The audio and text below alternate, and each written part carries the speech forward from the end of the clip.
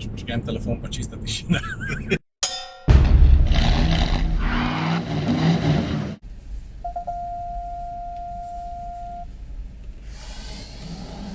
Jo, a veš, kje sem jaz zdaj? Na Dunaju. Sem prišel pa zato, če sem malo da avto parkiram. Sem prišel pa zato, ker me je povabil Hyundai. Ni me povabil Hyundai, povabil me Huawei. To je pa zato, ker oni bi radi, v bistvu je tako, ne čak sem malo, za umetno inteligenco gre. Nekako so tako naredili, v glavnem s pomočjo, a veš, ko se lepo vidi lučke? A veš, oni bodo... Sam je grozen, ker ne znam razložiti, ne?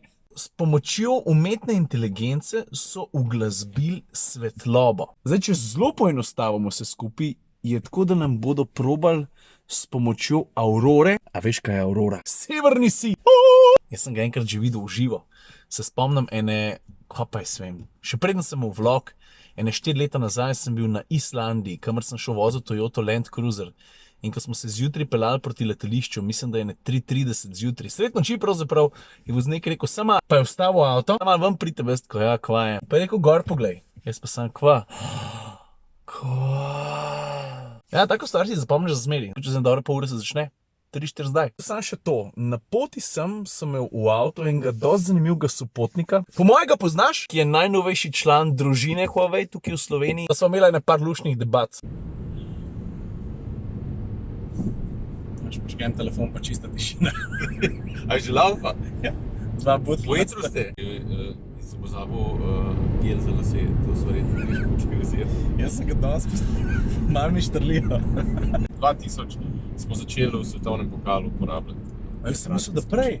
Ne, in to je bil tak, ne vem, kako ti to lahko razložil, tudi tako, kot Valentino Rossi je dal še en kolo zraven. Je meni smučenje še vedno top, jaz sem ful rad smučati, ali to z prijatelji ali z otroki, sem dobil na svojo stran. Welcome to the dark side. Telefon je velik, pa ni konjski. Vse je ozek, a veš? Za take konjski tip. Prva stvar, ki mi kul je baterija, ki je ekstra. To si pravi, ja. Druga stvar je kamera, pač je velik napredek pri kameri. Sam še snemat se naučim, ne, pričakujem kakšno lekcijo. To bo Adil naredil, to bo zamenjavo naredila. Ja, smučarska lekcija, pa lekcija iz snemanja. Nekaj bo fajn pomrznen, tam v Kranjski gori, pod Koren. Ja, hvala, ja. Stvari ne moraš jasno spremeniti za nazaj, ampak če bi lahko še enkrat, potem bi še več treniral. Ja? Ja. Mislim, da sem treniral ogromno, ampak se mi zdi, da bi lahko pametneje treniral pa še več. Tako, lahko bi bolj kvalitetno. Ja. Ampak po drugi strani je bilo pa takrat tako impulzivno vse, ki si mlad, veš, in imaš tak zanos in je pa to tudi veliko reden, ker pa tega pa tudi težko pričaraš, no. Bajta je polna ful lepih ljudi, ki ful lepo dišijo, ampak to ni toliko pomembno. Gremo mi rajš noter, malo poslušati, da vidimo, kaj se dogaja, pa bom pol vse skupaj razložil. Dobro?